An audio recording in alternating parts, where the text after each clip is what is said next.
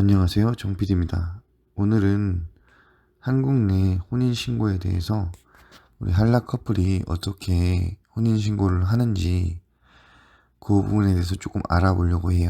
이 영상은 한국 내 혼인신고에 대해서만 정리를 했습니다. 이제 라오스 내에서 혼인신고를 하는 부분은 상당히 어려워요.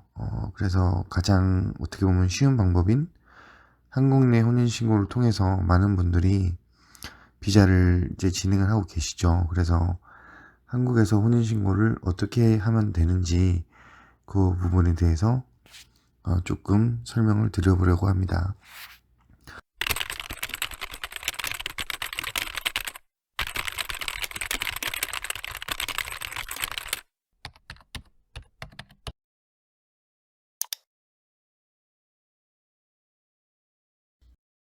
이제 애로사항을 설명을 드리기 전에 서류에 대해서 조금 살펴볼까 해요. 지금 와이프분께서 준비해야 되는 서류가 미혼증명서랑 출생증명서 이 두 가지잖아요. 그런데 이제 미혼증명서에 같은 경우에는 이 외국인하고 이 결혼을 하기 위해서 이 미혼증명서를 발행을 합니다. 이런 이제 문구가 들어가 있으면 좋습니다. 그래서 미혼증명서 같은 경우에는 사진에 보시는 것과 같이 이런 식으로 되어 있습니다. 그래서 이 신부의 인적사항이 이렇게 들어가 있고요. 그리고 제일 마지막에 보시면은 이제 외국인하고 결혼하기 위해서 이 증명서를 발행한다. 이제 이런 내용들이 들어 있어요. 그리고 출생증명서 같은 경우에는 이제 와이프의 인적사항이 제일 위에 들어가 있고요. 뭐 어디에서 태어났고 몇 킬로로 태어났고 태어난 날짜는 언제고 이제 이런 것들이 적혀 있는 부분이고요. 그리고 밑에는 이제 매, 퍼 해서 어머니의 인적 사항과 이제 아버지의 인적 사항이 있습니다. 근데 이제 두 분 중에서 한 분이 돌아가셨다. 그러면은 이제 성함만 이렇게 남아 있고 나머지 부분들은 이제 비워져 있는 경우가 있더라고요. 그리고 이제 또 호주의 또 내용 호주 그러니까 그 지금 이제 산마노카의 이제 그 제일 큰 어르신이 된 부분이죠. 그 부분들도 이렇게 정리가 되어 있고요. 이 두 가지 서류는 벅거서라는 곳에서 이제 발급을 받으시면 됩니다. 이제 벅거서 같은 경우에 이제 공안 사무소를 얘기를 하는 거고요. 우리 왜 경찰들 많은 이제 사무소 있잖아요. 예, 그 벅거서라고 얘기하면 보통 이제 와이프분이 거기서 발행을 받으면 되는 거구나 이렇게 알아들으실 수가 있으실 거예요. 그래서 이 벅거서에서 요 사진을 보여주시고 요 두 가지 서류가 필요하다 이렇게 말씀을 해주시면 아마 우리 와이프 되실 분께서 알아들으시고 서류를 준비하실 수 있을 거라고 생각이 돼요.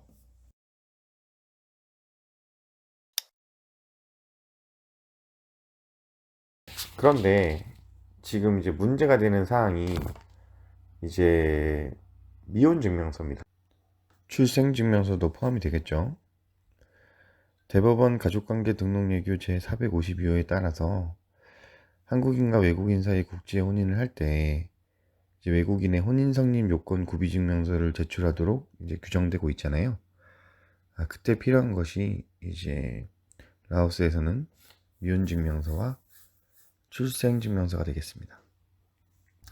이 두 가지 서류를 번역 공증을 하고 그리고 이 번역 공증한 서류를 이제 라오스 외교부 영사과 확인을 받은 후에 그리고 우리나라 대사관까지 확인을 마치면 이 문서는 우리나라에서 이제 효력을 발휘할 수 있는 공적인 문서가 될 수가 있어요.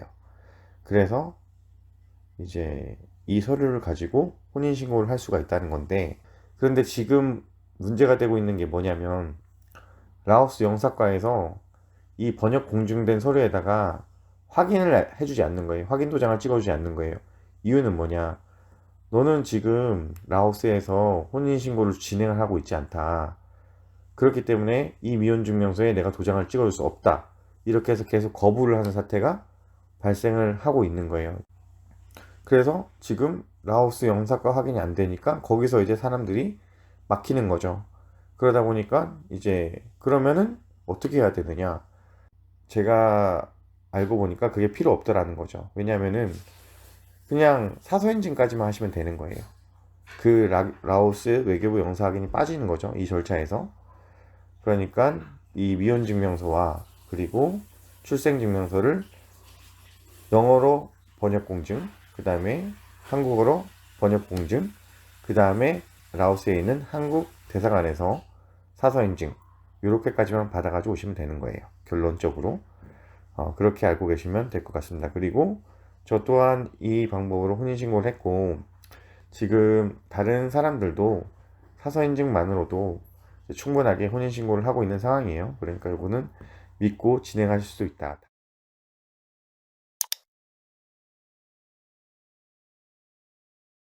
라오스의 경우에는 이제 아직까지 대법원 예규가 확립되기 전이라는 거죠.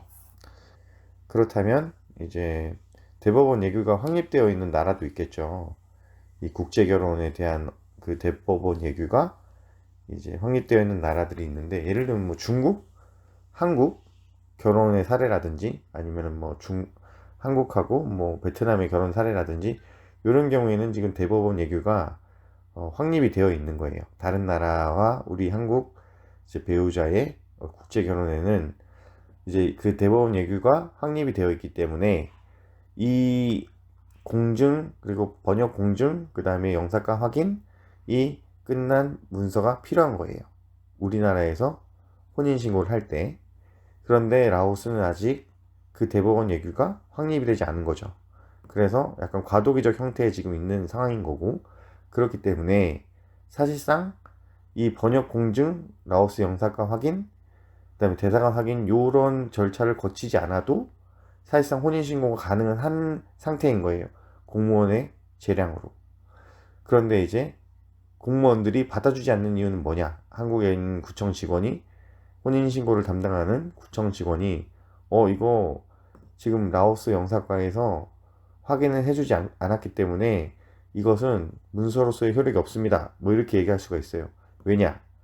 이분은 다른 국제결혼 커플들을 그렇게 일처를 해왔기 때문이에요. 그렇게 공증, 번역, 그 다음에 영사과 확인, 그 다음에 그 나라에 있는 우리나라 대사관 영사 확인이 들어간 서류로 국제결혼 커플들을 혼인신고를 했기 때문에 라오스에도 동일하게 해야 된다고 생각을 하고 있는 거죠. 하지만 아직까지는 라오스는 이제 대법원 얘기가 확립되기 전이다. 이렇게 알고 계시면 될 것 같아요. 그래서 답변은 뭐냐? 제가 드리고 싶은 얘기는 뭐냐? 필요가 없다라는 겁니다. 라오스 영사과 확인이. 다만 이제 라오스랑 혼인신고하는 사례들이 또 많아지고 하게 되면 이제 이 대법원 예규가 이제 확립이 될 수 있겠죠. 예를 들어서 이제는 한라 커플도 번역 공증, 그 다음에 그 나라의 영사과 확인, 그 다음에 우리나라 대사관 확인이 거쳐진 이 두 가지 문서를 혼인신고 때 필시 제출해야 한다 라고 하게 되면 상황은 달라질 수가 있는 거예요. 예. 이제는 라오스 영사과 확인까지 받아야 되는 거죠. 그렇게 되면 이제 뒷돈이 들어간다던가, 아니면은 한국에서 라오스 혼인신고 하는 거를 서류를 준비해서 가야 된다거나 하는 상황이 생길 수는 있겠죠.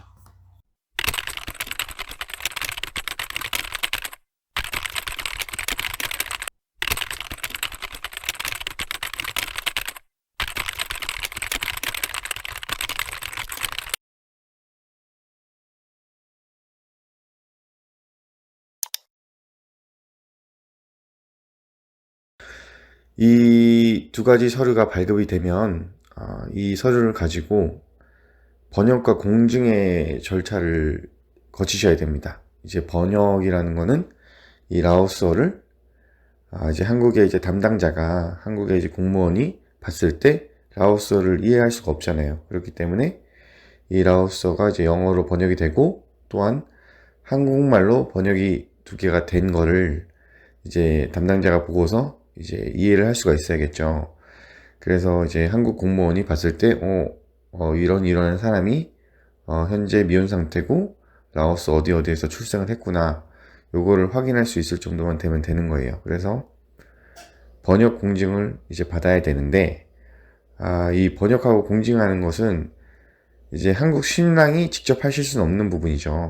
왜냐하면은 이제 번역은 하실 수 있을지 모르겠으나, 공증이라는 거는 이제 법적 어느 정도 지위가 있는 사람들, 예를 들어서 변호사 같은 사람들이 이거를 공적으로 증명을 해주는 거잖아요. 그렇기 때문에 이제 라오스의 이제 변호사 자격을 가지고 계신 분의 공증이 필요한 겁니다.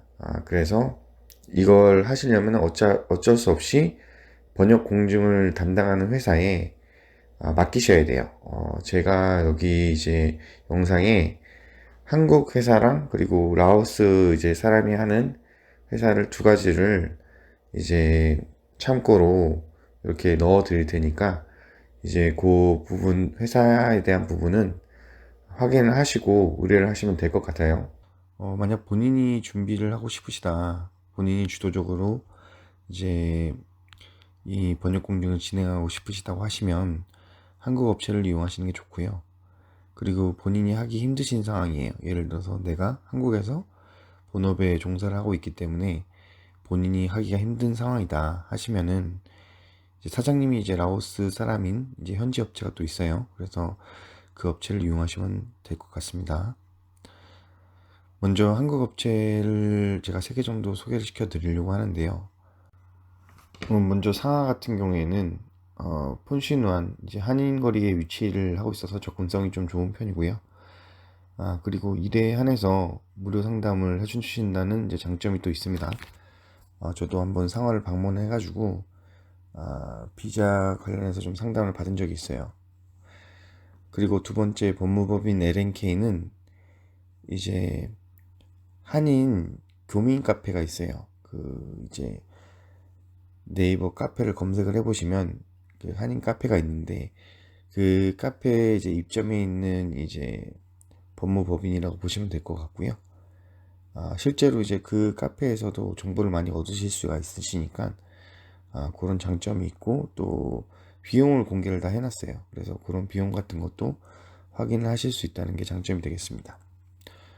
그리고 세 번째로 디자이너 컨설팅 같은 경우에는 이제 뭐 건설이나 디자인 같은 거를 이제 또 주업으로 하고 계시는 것 같아요. 그런데 이제 또한 서류 대행까지도 이제 겸해서 이제 진행을 해주시는 것 같더라고요. 그래서 요거 같은 경우에는 제가 인터넷에서 이제 정보를 가져왔습니다. 업체 정보를. 그래서 이제 각각 이 세 개에 대한 이 업체 정보를 요렇게 사진으로 띄워 드릴 테니까 확인을 하시면 될 것 같습니다. 그리고 이제 두 번째로 현지 업체에 대해서 이제 말씀을 드려보자면 2개 정도 정리를 했는데요. 이제 TDS 코퍼레이션이라는 이제 회사가 있습니다. 여기는 이제 번역하고 공증을 맡기실 수가 있고요. 제가 여기는 대사관에서 사서 인증까지 받아주는지는 잘 모르겠어요. 그런데 저도 이제 여기 업체에 이제 한번 맡겨본 적이 있는데 번역하고 공증하는데 한 장당 10,000원 정도 받더라고요. 그 정도 금액이 들어가고 그리고 위치는 제가 또 별도로 이렇게 정리를 해드렸으니까 요렇게 요곳으로 찾아가시면 되고요. 이제 두 번째 뉴 센츄리라는 이제 이곳은 학원입니다. 학원. 이제 학원 선생님이 이제 번역과 공증을 해주시고 그리고 여기는 사서 엔진까지 본인이 직접 해서 완료된 서류를 갖다 주시는 거예요. 예, 그래서 그런 장점이 또 있고 또 여기는 학원이다 보니까 이제 본인의 와이프분이 토픽 시험을 준비하셔야 되는 상황이에요. 아니면은 뭐 한국어 말하기 연습 같은 걸 조금 필요한 상황이면 여기 학원을 보내셔도 됩니다. 예, 학원을 보내셔서 학원을 보내신 김에 공부도 하고 이 서류도 미리미리 좀 준비를 좀 해놔라. 이렇게 하시면은 조금 접근성이 좀 좋다는 좀 그런 장점이 있는 업체가 되겠습니다.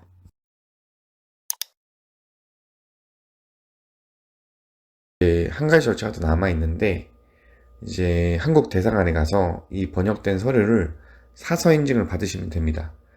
이 사서 인증이라는 게 뭐냐면 이 서명이 이 사람이 직접 서명한 거다. 요거를 그냥 인증해 주는 부분인 거예요. 그래서 이제 사서 인증 같은 경우에는 말 그대로 이 해당 문서에 내용이 어떤 진위 여부나 어떤 그 진정성 여부를 따로 판단을 하지 않는 거죠. 다만 이 서명이 이 본인이 서명한 것이 맞다. 요거에 대한 이제 인정을 해주는 건데 이걸 이제 한국 대사관에서 받으셔야 됩니다.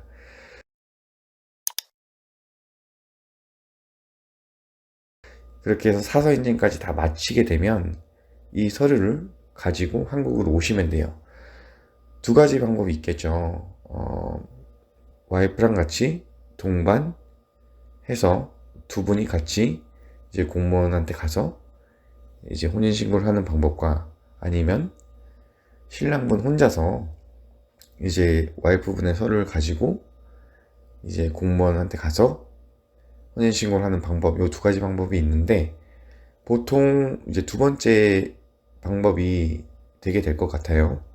왜냐하면 이제 와이프가 한국으로 들어오는 부분이 조금 어려운 부분이 많잖아요. 그래서 일단은 모든 비자 같은 것들이 와이프와 이제 혼인신고가 된 후에 좀 원활하게 이루어지는 부분들이 있기 때문이에요. 그래서 두 번째 방법으로 이 서류랑, 이 필요 서류랑, 그리고 혼인신고서죠. 이 혼인신고서를 한국으로 가지고 오셔야 되는데, 이 혼인신고서를 또 가지고 오셔야 되는 이유는 뭐냐면, 혼인신고서에 와이프분 서명을 반드시 받아오셔야 됩니다. 안 그러면 본인이 서명을 하셔야 되는 부분이잖아요. 만약에 이 와이프분이 직접 서명을 하지 않으셨을 때는 본인이 이제 그 혼인신고서에 본인이 직접 와이프분의 서명을 하셔야 되는데 이건 이제 법적으로 문제가 될 수 있겠죠. 그렇기 때문에 반드시 이제 혼인신고서를 하나 출력을 하셔가지고 거기에 이제 와이프분이 서명해야 되는 부분에다가 표시를 해주셔가지고 이제 그 와이프분의 서명을 받아오시면 됩니다. 저 같은 경우에는 혹시나 실수할 것을 대비해서 3장의 서명을 받아가지고 왔어요. 그래서 그 이제 혼인신고서 와이프의 서명만 있는 혼인신고서에 이제 제 이제 인적사항이랑 그다음에 뭐 증인들 이런 것들 이제 기타 이제 필요한 부분들을 채워서 넣었죠. 그렇게 해서 이제 한국에 이제 도착해서 이제 그 서류들을 이제 담당 공무원한테 제출을 하게 되면 이 담당 공무원분께서 이제 일 처리를 해 주십니다. 요 사진을 토대로 해서 설명을 드릴 건데 지금부터 이렇게 사진을 보시고 어떻게 작성하는지 제가 설명을 드리도록 하겠습니다.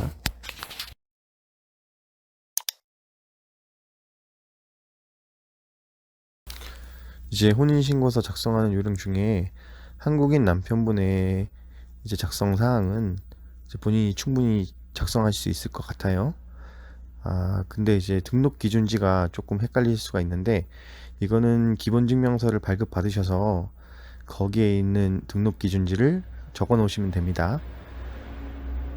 요즘은 인터넷으로도 기본증명서 발급이 가능해요. 그래서 인터넷상으로 발급을 받으셔서 확인도 가능하신 부분이에요.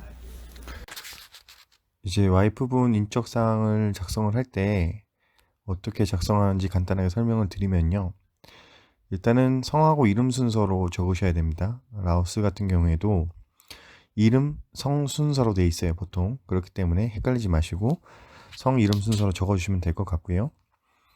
그리고 당연히 한자 보는 없으니까 안 적으셔도 되는 거고, 그리고 전화번호 같은 경우에는 라오스에 있는 전화번호를 적으셔도 무방하고요. 그리고 한국에 번호가 있으시면 한국 번호를 적으셔도 됩니다. 그리고 출생 연원일 적으시고 주민등록번호는 별도로 없지만 나중에 이제 자기 생년월일로 해서 외국인 등록증도 나오죠. 그래서 외국인 등록증 같은 경우에도 생년월일 앞에 두 글자는 이제 생년, 그리고 뒤에 네 글자는 이제 월일을 적으시면 됩니다. 이런 식으로 적으시면 되고요. 등록 기준지는 그냥 단순하게 라오스라고만 적어주시면 되고요. 주소는 출생증명서랑 그리고 미혼증명서를 한국어로 번역을 하잖아요. 그러면은 한국어로 번역을 할 때 여기서 그 와이프 되시는 분의 이제 한글 주소를 만들어줘요. 그거를 참고해서 적으시면 됩니다. 그리고 부모님의 성명 그리고 생년월일도 똑같이 적어주시면 되고요. 주민등록번호란에다가 생년월일 이렇게 적어주시면 되고, 그 다음에 등록 기준지 같은 경우에도 똑같습니다. 예, 그 출생증명서랑 주소 있잖아요. 그 주소를 참고해서 적어주시면 되고요. 그리고 그 밑에 외국 방식에 의한 혼인 성립 일자는 동거를 시작한 이제 날짜를 적으시면 되겠습니다. 그리고 신고인 출석 여부에는 남편이 출석했다. 그리고 만약에 두 분이서 같이 가는 상황이 되면 남편과 아내가 이제 동시에 출석을 했다. 이렇게 적어주시면 되고, 이제 제출인은 성명과 그 다음에 주민등록번호 그렇게 적어주시면 되고요. 그리고 밑에 노란색 태그로 해서 혼인신고서 구비서류 1개월 소요 이렇게 돼 있는 것은 어떤 것이냐면, 라오스에서 먼저 혼인신고를 한 경우에 이제 보고적 혼인신고를 하실 때 이제 필요한 서류들이에요. 그래서 라오스에서 혼인신고를 한 그 서류들을 가지고 한국에 혼인신고를 하시는 거예요. 한국을 가지 않고서도 가능하다라는 거죠. 그래서 이런 거를 이제 보고적 혼인신고라고 부르고요. 그리고 만약에 한국에 먼저 혼인신고를 하게 된다면 그거는 이제 창설적 혼인신고 이렇게 이제 부르는 거예요.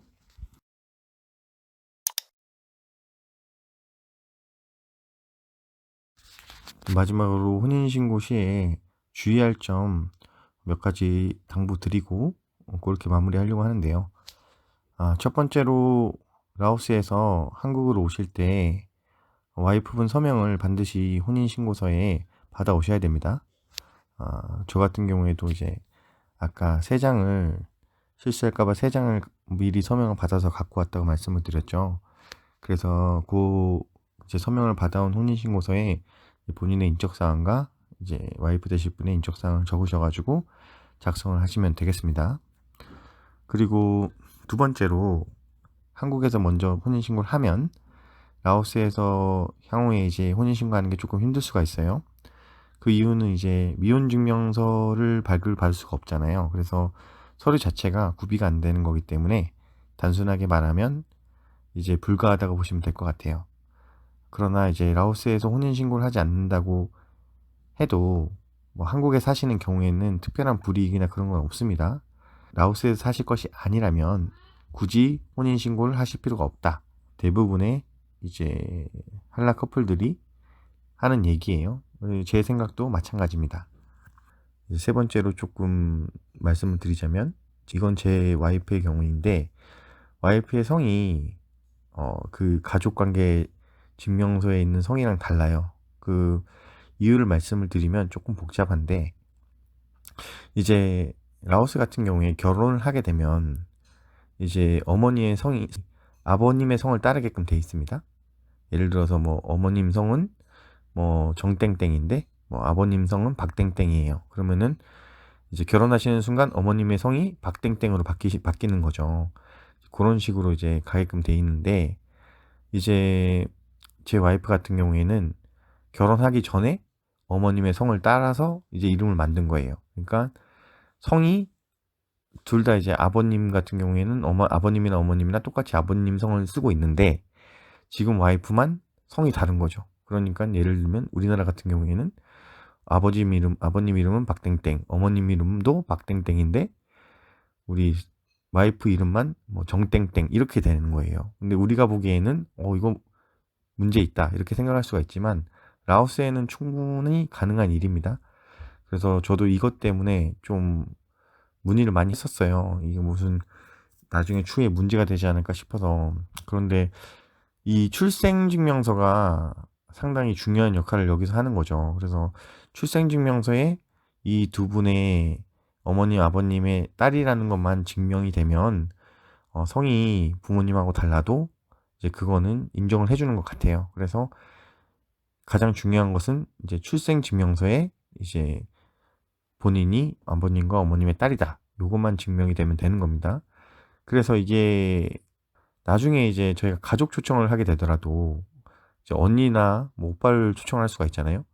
근데 언니 같은 경우에도 새로 이제 결혼을 하게 되면 새로운 성을 쓰게 되는 거죠. 그 결혼하신 분의 남편 성을 따라서 이제 성이 바뀌게 되잖아요. 그렇기 때문에 또 그 언니도 이제 그 아버님, 똑같은 아버님과 어머님 밑에서 태어났다라는 거를 증명하는 출생증명서가 있으면 본인과 이제 그 언니의 관계가 증빙이 되기 때문에 전혀 문제가 되지 않는 부분이라고 제가 답변을 받은 적이 있거든요. 제가 이제 조금 더 알아보고 출입국 관리 사무소도 알아보고 이제 하다 보니까 이제 성이 달라도 출생증명서에 이제 부모님의 자제라는 게 증빙이 되면 나중에 언니나 뭐 누나, 오빠들을 초청하는데도 큰 문제가 없을 것이다 라는 답변을 받았으니까 요거는 참고하시면 될 것 같습니다.